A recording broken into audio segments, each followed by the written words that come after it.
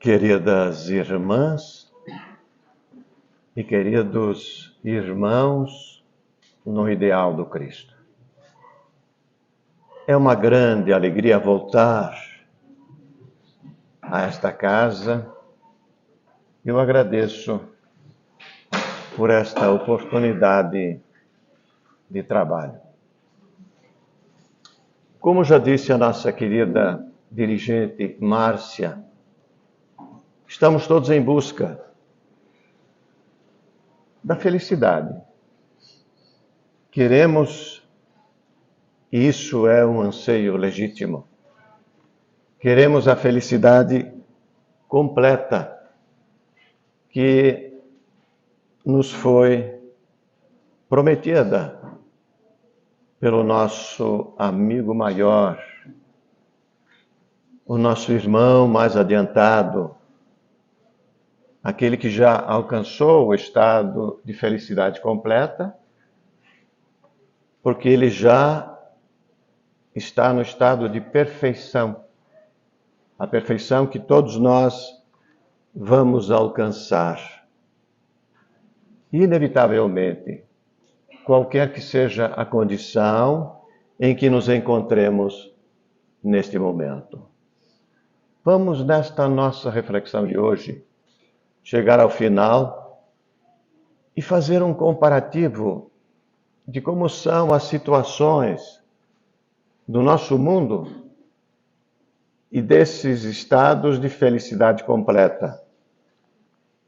Adiantamos que não se trata aqui apenas de um determinado lugar, como dava a entender aquela professorinha de educação religiosa, muito amável, orientando os seus pequenos quanto ao céu e quanto ao inferno.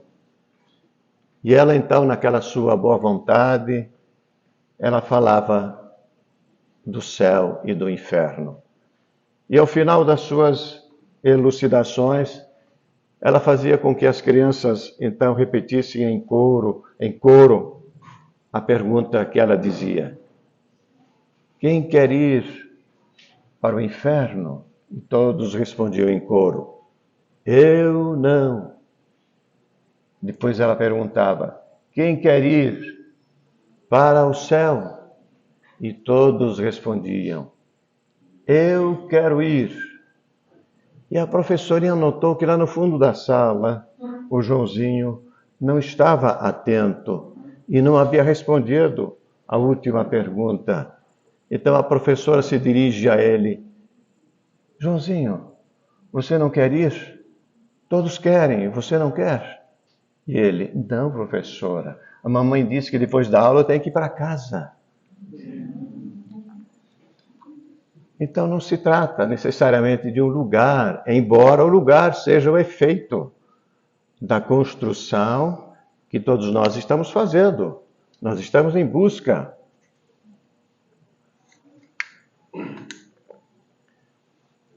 desse estado de felicidade completa e vamos alcançar. Mas essa construção se faz dentro de cada um de nós. E isso ficou muito claro quando esse nosso orientador maior, Jesus, que nos conhece melhor do que nós mesmos nos conhecemos, porque nós nos conhecemos da presente encarnação. Todo o nosso passado está guardado, mas Jesus conhece tudo isso. Desde o princípio da nossa existência, ele nos conhece. Então ele sabe exatamente o que conceder. Através da bondade divina, ele nos concede, Jesus, tudo de que precisamos. E ele está presente desde os primórdios, desde 4,5 bilhões de anos, quando a nossa casa planetária, onde estamos agora, foi construída. 4,5 bilhões de anos. Ele estava presente, dirigindo todo esse processo. E ele comparece fisicamente há 2.000 anos, como nós comemoramos todo ano a presença dele, o Natal. Ele comparece fisicamente para dar então uma direção, uma nova direção para a humanidade. E ao final da sua presença, 33 anos, 3 anos de ação pública, ele reúne os seus discípulos e dá a última lição, ainda encarnado. Depois da crucificação, ele ainda voltaria em estado de espírito, manifestando-se pelo perispírito, que nós todos também temos. Nós chegaremos ao momento em que perderemos o corpo físico, mas continuaremos existindo, investidos então, revestidos do chamado perispírito. Então, depois da crucificação, ele comparece, tornando-se visível. Mas neste momento, no cenáculo, na chamada última ceia, Jesus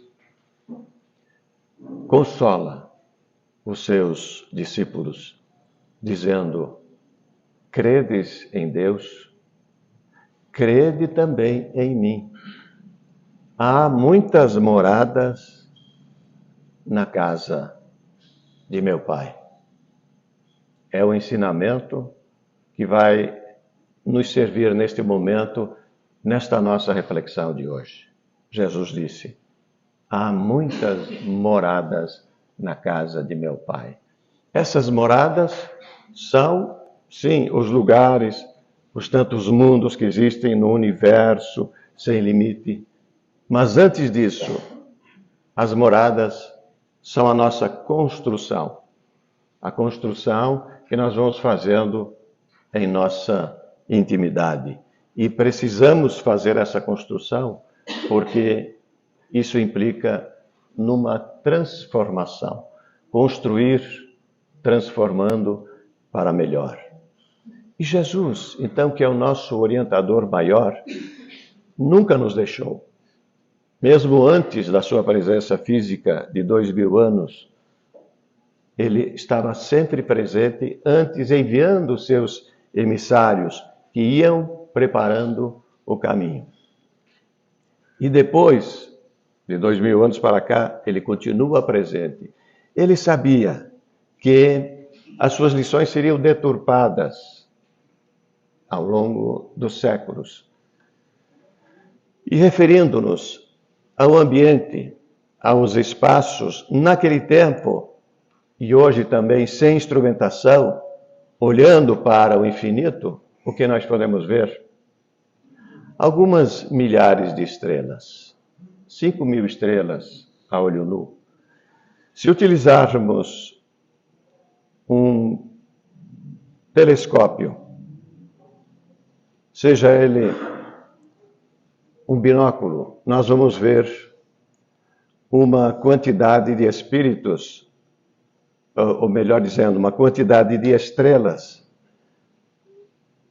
Mais do que 5.000 estrelas, se usarmos um binóculo, nós vamos ver em torno de 15.000 estrelas.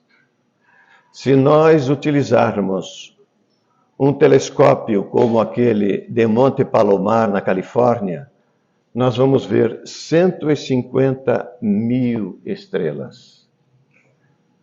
Além disso, nós podemos agora, com este telescópio, agora já aposentado, nós vamos ver 3 milhões de galáxias, mais do que as 30 milhões de estrelas com equipamentos menores. Nós podemos ver 30 milhões de galáxias. E aqui a linguagem, então, é diferente. Como nós dizíamos, Jesus sabia que ao longo dos séculos as suas lições seriam deturpadas, como de fato foram. Alguns séculos depois, a mediunidade que Jesus exerceu, ela foi deturpada, ela foi demonizada e ainda é assim hoje para muitas pessoas. Isto na Idade Média. A concepção a respeito de Deus também foi distorcida, porque se imaginava ainda nesses tempos um Deus cruel, um Deus vingativo, podemos dizer assim, um Deus tribal. E nesse início da Idade Média, se negou a reencarnação. Essa realidade que é fruto da bondade divina, a reencarnação. Nós reencarnamos tantas vezes quantas sejam necessárias para realizarmos a nossa transformação. E no Concílio de Constantinopla, no ano de 553, os dignitários religiosos então reunidos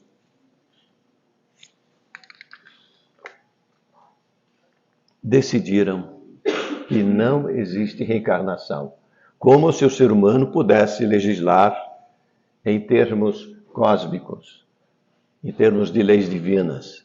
Então, essa fase da Idade Média foi terrível para a humanidade, mas ela passou. Com a Renascença, a partir do século XVI, então, nós temos um florescer das artes, das ciências. E mencionamos Nicolau Copérnico, que ousa dizer que a Terra não é o centro do universo. A Terra. Ousa dizer que o Sol, em torno do qual aparentemente a Terra gira, aliás, que a Terra gira realmente, aparentemente o Sol é que gira em torno da Terra, ele ousa afrontar as concepções então vigorantes, dizendo, não, a Terra não é o centro. Estabelece o heliocentrismo para dizer que o Sol é que é o centro do nosso sistema. Depois de Copérnico, aparece Galileu Galilei, 1564. Ele era cientista, astrônomo, físico, filósofo, escritor, professor. É denominado pai da ciência moderna. E ele, então, confirma o que Copérnico já havia estabelecido, que a Terra não é o centro do universo, mas o Sol é que é o centro do nosso sistema. Ele foi ousado, mas teve que voltar atrás para defender a própria pele, porque senão ele seria levado à fogueira, como acontecia muito frequentemente naqueles tempos, quando as pessoas ousavam afrontar determinados dogmas. Então, como dizíamos, nós estamos hoje diante de um universo que compreendemos pela sua ausência de limites. E quem governa tudo isso é aquele que não conhecemos, aquele que é o incriado, aquele que é a inteligência suprema. Não conhecemos agora, mas conheceremos na medida em que nos desmaterializarmos, na medida em que fizermos a nossa transformação moral, nós teremos aquele sentido que nos falta hoje. E tendo este sentido, nós então compreenderemos a natureza íntima de Deus, o incriado. Leon Denis, que foi um dos grandes trabalhadores da divulgação da doutrina dos espíritos, 1846-1927, no seu livro O Problema do Ser, do Destino e da Dor, ele se refere a Jesus. Jesus que seduz e cativa as multidões. Por quê? Não foi pela ciência, diz Leon Denis, e nem pela arte da oratória que Jesus seduzia e cativava as multidões, mas pela força do seu amor. E Jesus, como dizíamos, ele veio então trazer essa novidade e sintetizou tudo o que havia sido dito até então e tudo que havia sido escrito até então, Jesus sintetizou no sentimento do amor. O Evangelho é amor. E, apesar de ter sido bem claro para aqueles que o entenderam, a maioria não o compreendeu. O tempo é que haveria de fazer esse trabalho de transformação. Então, Jesus, sabendo disso, sabendo que as suas verdades seriam distorcidas, ele se antecipa.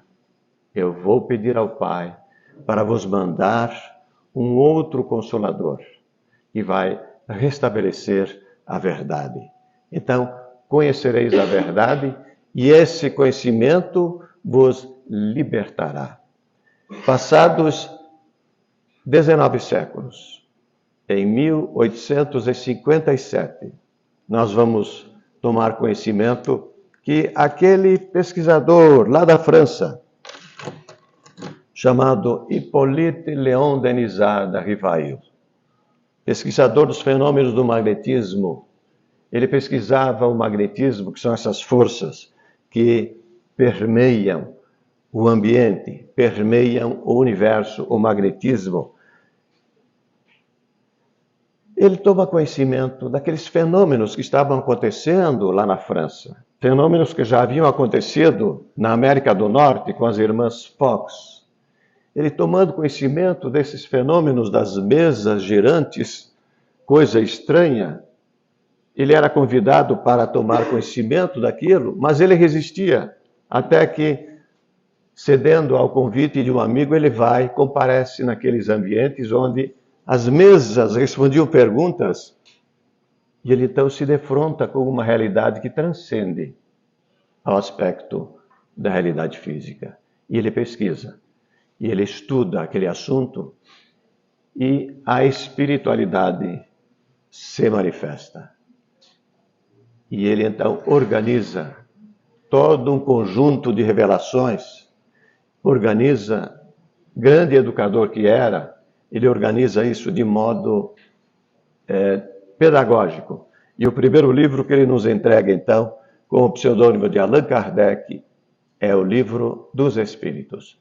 É um livro muito simples na forma.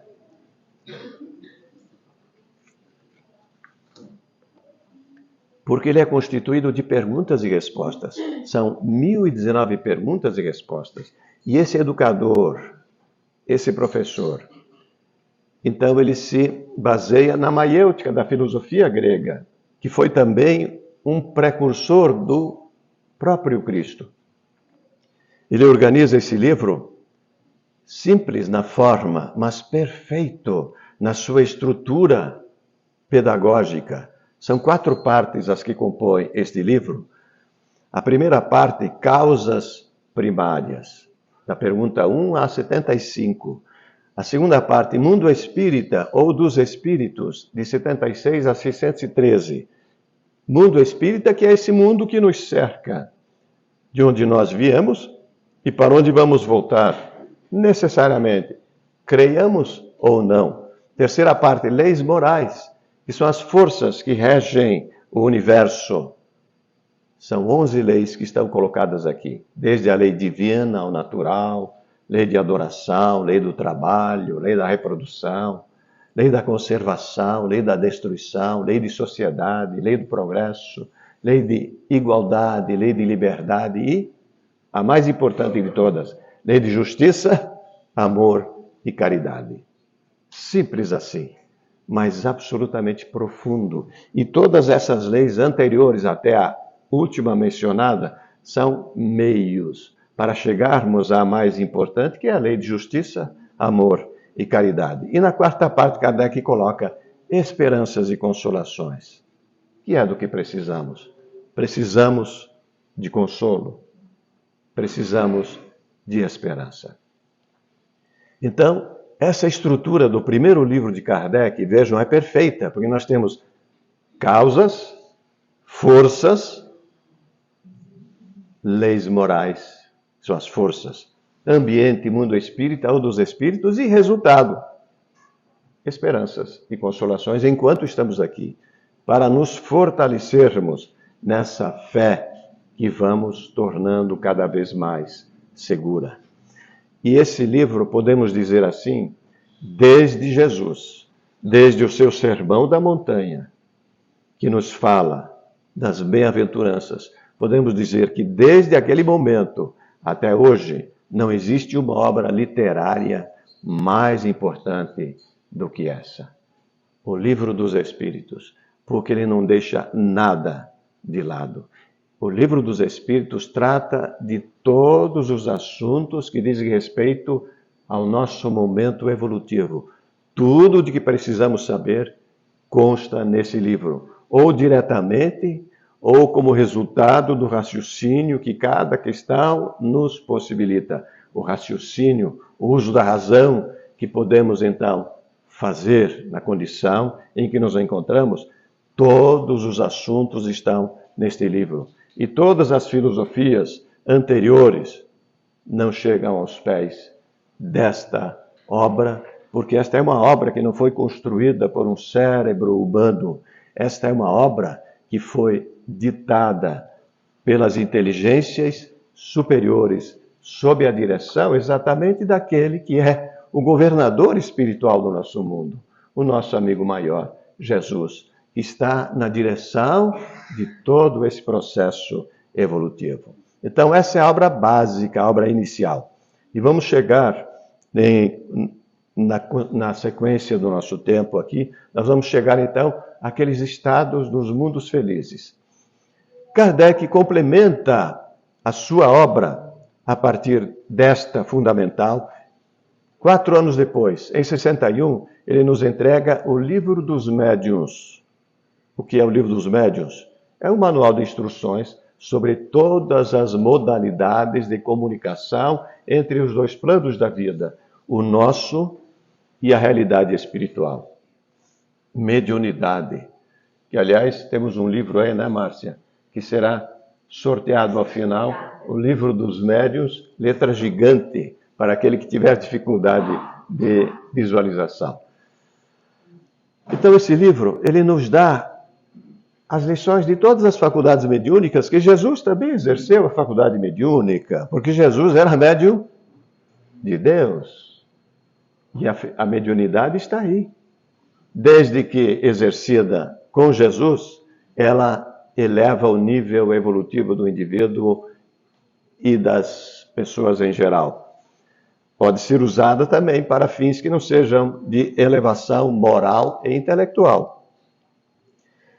Em 64, Kardec nos entrega o Evangelho segundo o Espiritismo, complementando a terceira parte do Livro dos Espíritos. Por que complementando? Porque nas leis morais nós temos o conhecimento e no Evangelho nós temos a aplicação. O Evangelho é o manual de instruções de como colocar em prática aquilo que nós vamos aprendendo. Porque o conhecimento em si é parte do que precisamos, mas não é tudo. Além do conhecimento, nós precisamos colocar em prática. Então, está aqui o cuidado desta obra, o Evangelho, segundo o Espiritismo. Em 65, Kardec nos entrega o céu e o inferno. E temos aí também, não? Não. Fica para uma outra oportunidade. O céu e o inferno, para desmistificar estas realidades. Porque céu e inferno não são lugares, são estados que nós vamos construindo dentro de nós mesmos. E em 68, Kardec nos entrega, então, o 5º livro desse trabalho inicial, a Gênese, que vai nos dizer como tudo foi criado, referindo-se à primeira parte do Livro dos Espíritos, Causas Primárias. Este é o Pentateuco, 5 livros. Kardec também nos entrega uma revista de 1857 até 1868. 11 anos de trabalho produzindo um periódico que nos mostra esta realidade factível, visível, para que todos possamos compreender aquilo que viemos aprendendo nas obras básicas. E o que é o Espiritismo e obras póstumas. Kardec recomenda que quem começa a estudar a doutrina espírita comece em o que é o Espiritismo. Mas isso não é uma orientação absoluta. Pode-se começar por qualquer parte dessa doutrina. Vamos então ao foco da nossa reflexão de hoje, nesta meia hora que nos resta. No terceiro livro, 1864, o Evangelho segundo o Espiritismo. Buscando então esses estados melhores, vamos nos referir ao que Jesus disse naquele momento no cenáculo, quando procurou sossegar, acalmar as ansiedades dos seus discípulos, dizendo: credes em Deus? Crede também em mim. Há muitas moradas na casa do meu Pai, que é esse infinito, a casa do Pai. Kardec, então, recolhendo aquelas revelações todas, nesse terceiro livro, ele coloca essas orientações práticas. Esse livro contém 28 capítulos. E no terceiro, há muitas moradas na casa de meu Pai. Vamos então dar uma olhada, tanto quanto possível, visível, colocando esses mundos, essas moradas, assim.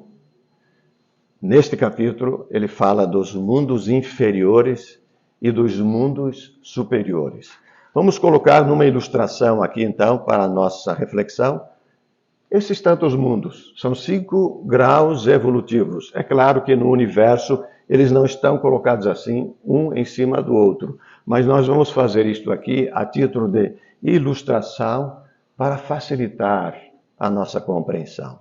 Kardec, então, se refere nesse tema dos tantos mundos na casa do Pai, identificando-os como mundos primitivos, mundos de provas e de expiação, mundos de regeneração, mundos felizes e mundos celestes. E nós aqui? Onde estamos? Nós já estamos aqui no mundo, no segundo degrau do processo evolutivo. Mundos de provas e expiação.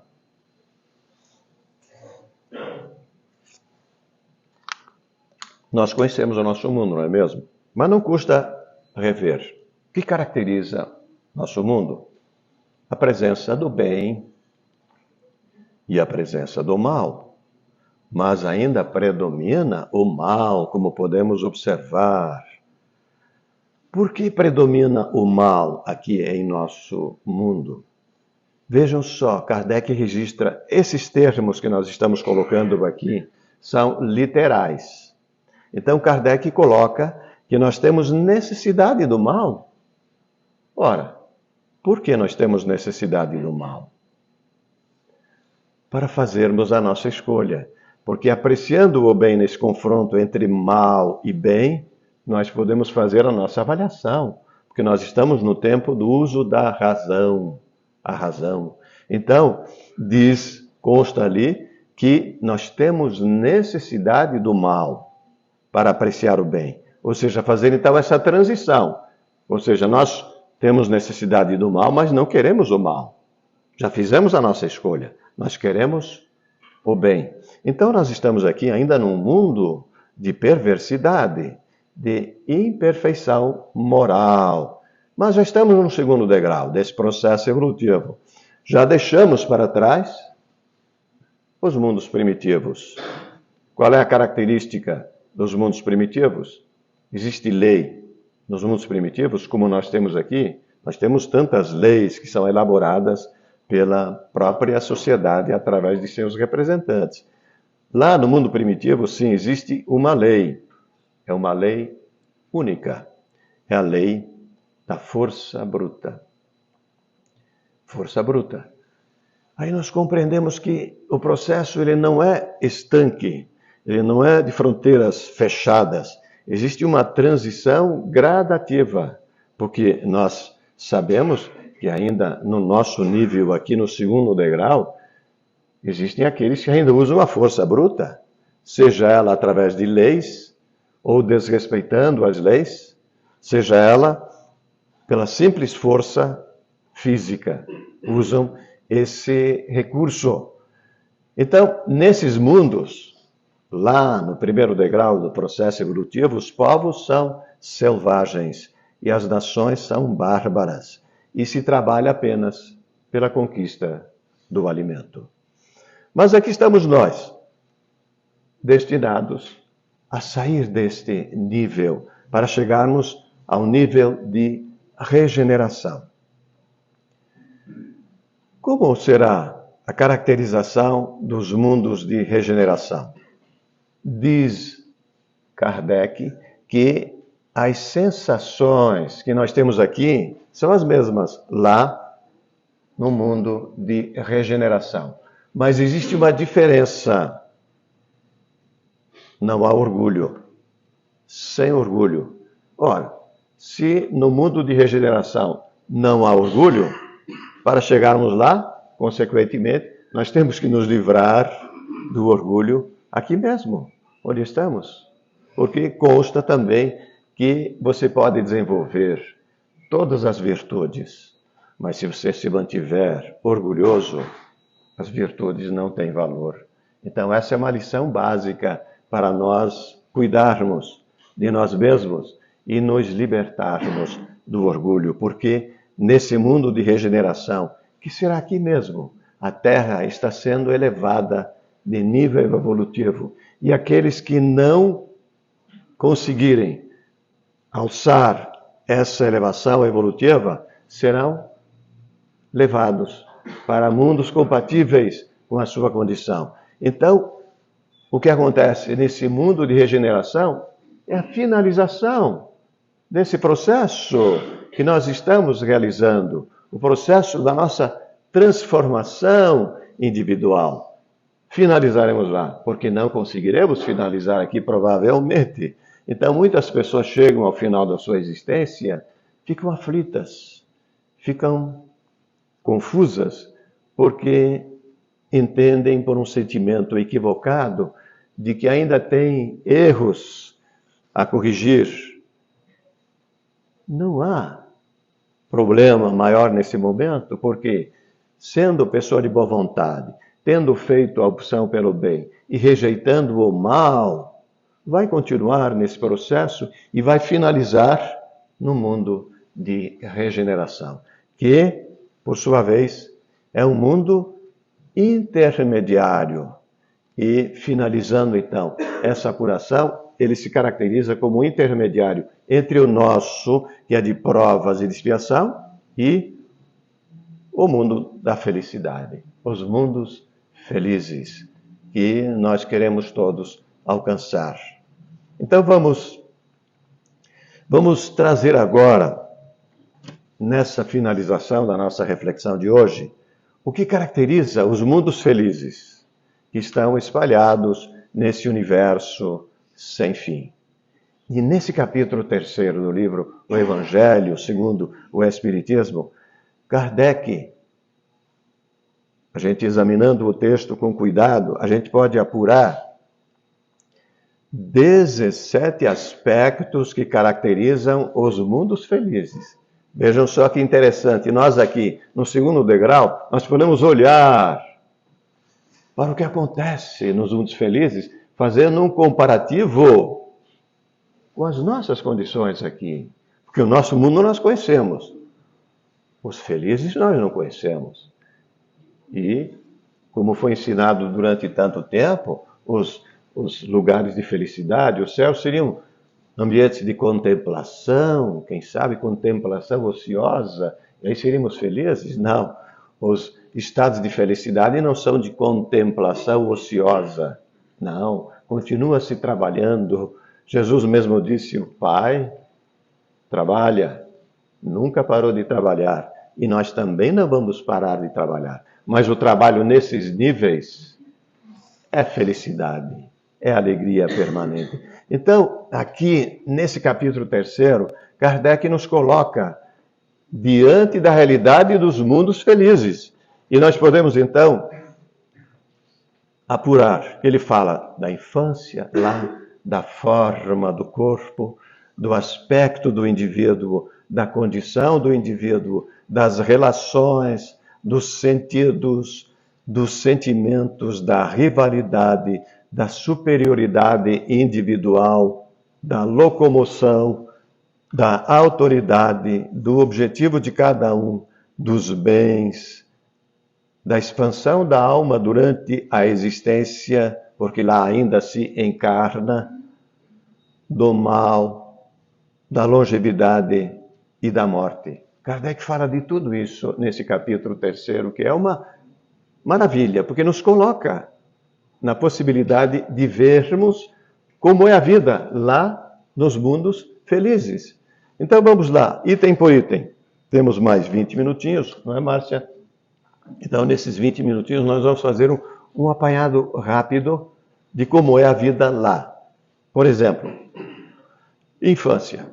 Aqui nós sabemos como é a infância. Todos nós passamos pela infância e hoje estamos contemplando aqueles pequenos que estão na nossa companhia, sob a nossa orientação, na condição de pai, de mãe, de avô e de avó. Como é a infância lá nos mundos felizes? Diz o texto desse capítulo que a infância lá nos mundos felizes é curta, quase nula. Por que será que é curta ou quase nula? Porque a matéria oferece pouca resistência aos espíritos já muito adiantados. Vejam só, a matéria oferece pouca resistência. Aqui onde nós estamos, a matéria é rígida. Nós somos muito materializados. Então, isso nos dá uma ideia da importância de nós nos desmaterializarmos, darmos mais importância aos valores de ordem intelectual e moral, porque isso nos desmaterializa, isso nos eleva de nível. E lá nos mundos felizes, a infância, então, é bem curta. Aqui ela dura 12 anos, ela dura aqui no nosso mundo, em regra. Para alguns dura muito mais, mas lá então ela é curta. Podemos imaginar que seja um tempo muito breve, quase nula, consta ali. E a forma do corpo? A forma, anota Kardec, é esta, a humana, que é o resultado de um processo evolutivo de milhares de anos. E no século XVI, Da Vinci já dava uma olhada nessa estrutura que é perfeita. Podemos examinar o nosso corpo, ele é perfeito. Ele tem os membros para a nossa locomoção, tem a cabeça, tem essa estrutura toda. É uma estrutura perfeita. Então, sendo perfeita, ela pode ser embelezada, aperfeiçoada, purificada, mas sem a materialidade do nosso ambiente, sem as doenças, sem as necessidades, sem as deteriorações que acontecem aqui conosco. Então, se olharmos uma imagem como a deste jovem, e olharmos a imagem deste idoso, em princípio não diríamos que é a mesma pessoa, mas é a mesma pessoa. Então essa deterioração lá não acontece. Aqui temos Victor Hugo, um grande trabalhador no Cristo, que viveu no século XIX. Então lá essa deterioração não acontece. E o terceiro aspecto que Kardec nos menciona é o aspecto do indivíduo. O indivíduo é iluminado por uma luz sublime. Por quê? Porque os sentimentos são elevados sempre. Os sentimentos são sempre elevados. Aqui no nosso ambiente a gente conhece. Os sentimentos são elevados, mas às vezes não são elevados. Então nós estamos no lugar certo, porque aqueles sentimentos que nós não confessamos, eles ficam escondidos. Lá não. Lá todos os sentimentos são visíveis e são sempre elevados. Então isso mostra a necessidade de nos empenharmos em evitar sentimentos que não sejam bons, que não sejam elevados. Quarta condição, individual. Quarto item. Qual será a condição do indivíduo lá? Diz Kardec. A luz, a beleza, a calma são permanentes. Como queríamos ter isto aqui também, não é? A luz, a beleza, a calma são permanentes e proporcionam uma alegria livre da perturbação e da angústia da vida material e do contato com os maus que lá não têm acesso. Então a diferença parece ser grande, mas não é grande. É só trabalhar a própria individualidade que estaremos então credenciados para estar nos mundos felizes. Então nós já podemos ir vivenciando os mundos felizes aqui mesmo onde estamos. O quinto item, relações. As relações, diz Kardec, entre os povos são amigáveis, sempre. E nunca são perturbadas, quer pela ambição da escravidão, quer pela guerra, que é a sua consequência. Então, as relações entre os povos. Então, existem povos lá, distintos, diferentes, uns dos outros. Sim, existem. E as relações são sempre amigáveis, por quê? Porque elas são cultivadas na individualidade. As relações individuais geram a coletividade. Hoje, ainda aqui, infelizmente, as nossas relações são conturbadas, são conflituosas e, repito, infelizmente, nós ainda mantemos no processo educativo das nossas crianças ideias de beligerância, ideias bélicas, ideias de guerra, porque nós damos brinquedos de guerra para as nossas crianças. O que vai formar isso? É o psiquismo, que ainda vigora aqui em nosso mundo. O psiquismo dominante. Qual é o psiquismo dominante? As ideias do bem ou as ideias do mal, da destruição? E a guerra é o resultado desse psiquismo. 6. Sentidos. Nós temos aqui na nossa condição esses sentidos da visão, da audição, do olfato, do paladar, do tato, 5 sentidos. Temos também o 6º sentido, que varia de indivíduo para indivíduo, que nos possibilita ter percepções extrasensoriais. Isso é estudado na mediunidade que nós temos aqui. Este livro será sorteado hoje, não?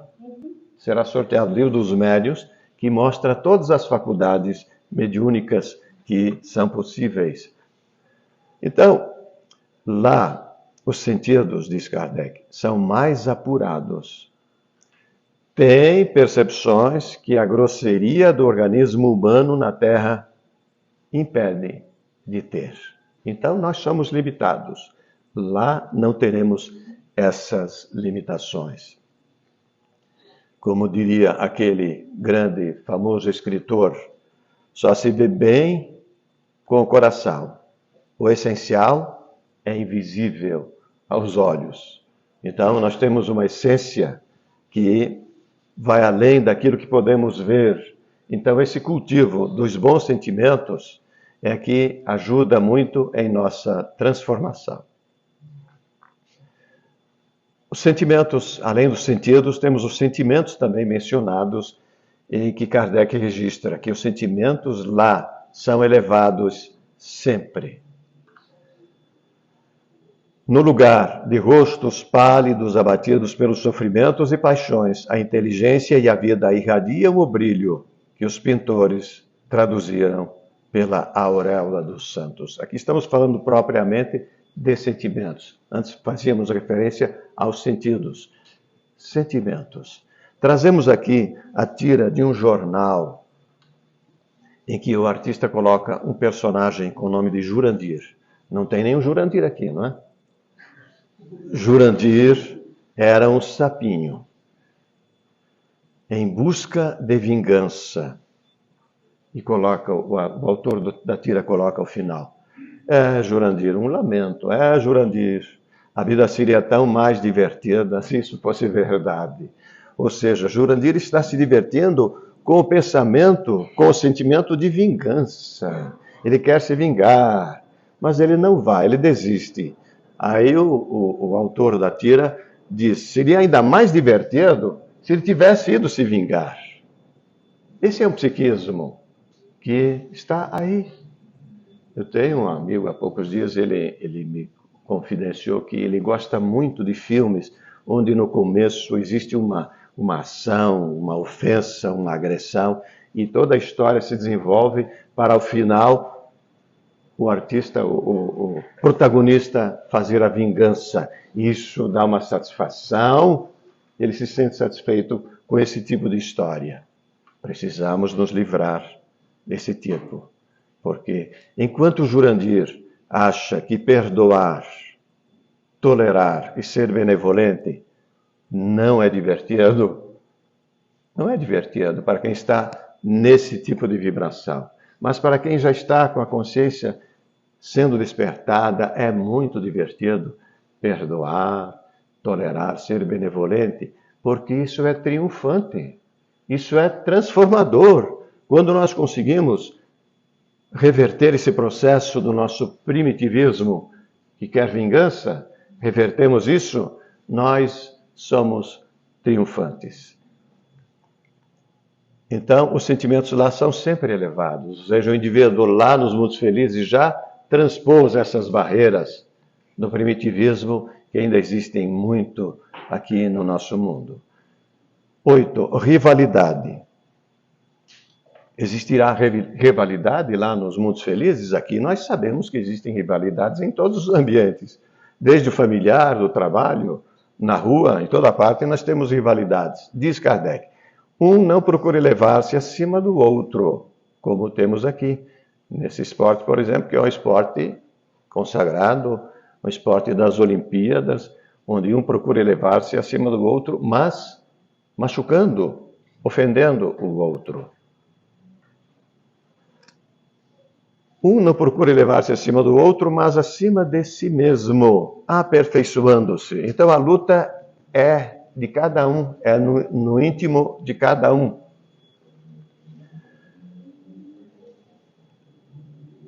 Superioridade individual. Não há senhores, não há escravos, nem privilegiados de nascimento, só a superioridade moral e intelectual estabelece diferenças de evolução entre eles. Só a superioridade moral e intelectual. Olha a orientação para nós aqui.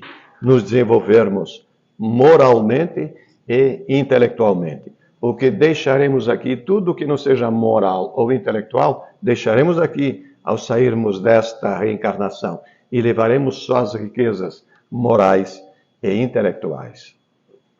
Então, há supremacia lá, sim, ainda nos mundos felizes. Não há igualdade entre os indivíduos. Existem aqueles que estão mais avançados, fizeram mais conquistas no sentido moral e intelectual. Superioridade individual. Locomoção.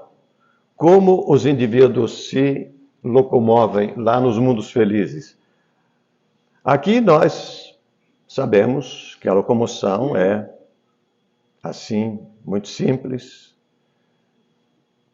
Já nos valemos desse grande servidor da humanidade, que nos fez tanto bem.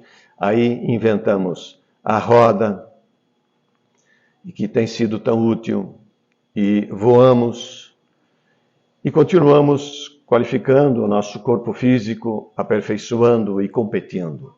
Lá, nos mundos felizes, diz Kardec, a leveza específica dos corpos. Este corpo, lá, a leveza específica do corpo, torna a locomoção rápida e fácil. Ao invés de se arrastarem sobre o solo, deslizam pela superfície ou planam na atmosfera com o só esforço da vontade. Ou seja, aí dispensamos a roda, dispensamos o avião, dispensamos o patinete, a bicicleta, o ônibus, porque nos deslocamos pela superfície com o só esforço da vontade. Eu tenho um amigo que gosta muito dessa diversão. Parapente, ele pratica, e numa dessas ocasiões, aqui no município perto, onde tem umas situações de elevação própria de terreno, ele foi e ao descer ele se machucou, quebrou perna. Eu disse para ele, mas que pressa, hein? Que pressa de voar, por quê? E ele conhece a doutrina espírita. Eu disse, por que essa pressa toda de voar? Nós vamos chegar lá, vamos voar sem a necessidade desses equipamentos. Então, lá, o indivíduo desliza pela superfície ou plana na atmosfera. Autoridade. A autoridade lá é sempre respeitada, porque só é dada por mérito e exercida sempre com justiça. Façamos, sem dizer nada, a comparação com as autoridades que temos aqui em nosso mundo. Objetivo de cada um. O objetivo de cada um, diz Kardec, é chegar à categoria dos espíritos puros. Os espíritos puros. Na escala espírita do primeiro livro de Kardec, ele nos mostra uma hierarquia evolutiva entre os espíritos, as 3 ordens. Terceira ordem dos imperfeitos, a segunda ordem dos bons e a primeira ordem dos puros. Então, lá nos mundos felizes, a busca não é derrotar o outro, mas alcançar o estado de pureza. Nós não podemos nos delongar aqui nesse tema da escala espírita, então eu remeto cada um, vá no Livro dos Espíritos, a partir da questão 100, veja lá que trabalho magnífico que Kardec nos apresenta, porque ele coloca as 10 classes e a identificação daqueles que estão nessa categoria das 10 classes, um apanhado psicológico, que nós podemos então apropriar para nós mesmos e identificar a nossa condição, em que nível de psiquismo eu me encontro, o que eu preciso corrigir em mim e o que eu preciso ainda adquirir. É um espaço educacional perfeito para fazermos, então, essa nossa transformação e chegarmos à categoria como é a aspiração.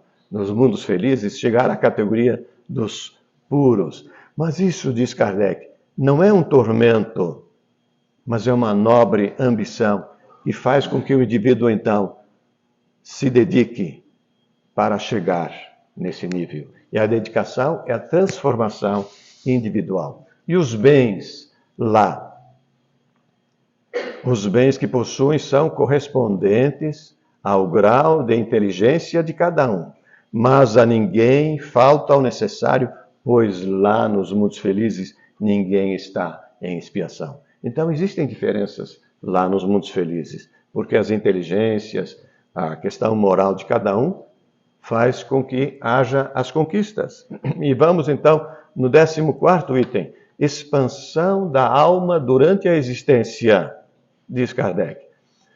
Não encerrada em matéria compacta, a alma irradia e goza de lucidez que a deixa em estado quase permanente de liberdade, permitindo a livre transmissão do pensamento. Permitindo a livre transmissão do pensamento. Vejam só, a expansão da alma, então, ela está cada vez mais desmaterializada. 15º item, o mal. Nesses mundos o mal não existe. Já ficou para trás.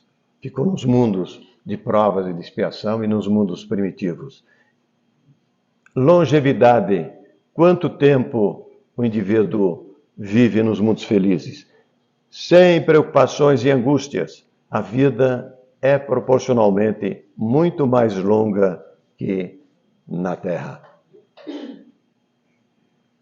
Em princípio, o tempo de vida é proporcional ao grau de adiantamento dos mundos. Mais uma imagem aqui desse aspecto da degeneração da matéria, não é? Nós temos que acelerar porque temos só um minutinho mais. Então temos aqui o último item, a morte. A morte? Morre-se nos mundos felizes? Mas vejam o que anota Kardec. A morte não tem nada dos horrores da decomposição, como é aqui na Terra. E longe de causar pavor, é considerada uma transformação feliz, pois a dúvida sobre o futuro lá não existe. Então a morte lá é uma transformação feliz. Quizá pudéssemos nós aqui já ir nos exercitando nesse sentimento de que a morte não é uma perda, a morte não é a destinação para um lugar desconhecido, não. A morte é uma transição. Cumprida esta reencarnação, nós então vamos exercitando desde já essa confiança nesse amigo maior, nesse nosso governador espiritual, ele que nos conhece. Não turbeis o vosso coração, credes em Deus, crede também em mim. Há muitas moradas na casa de meu Pai. E nós somos destinados a essa morada que podemos e devemos construir desde já, exercitando essa orientação que Kardec nos traz também, que fora da caridade não há salvação, não há transformação fora da caridade. E o que é caridade? É aquele exercício que aquele personagem, aquele sapinho, não está interessado, que é perdoar, é tolerar, é ser benevolente. Fora da caridade não há transformação. Muito obrigado pela oportunidade, muita alegria e muita paz a todos.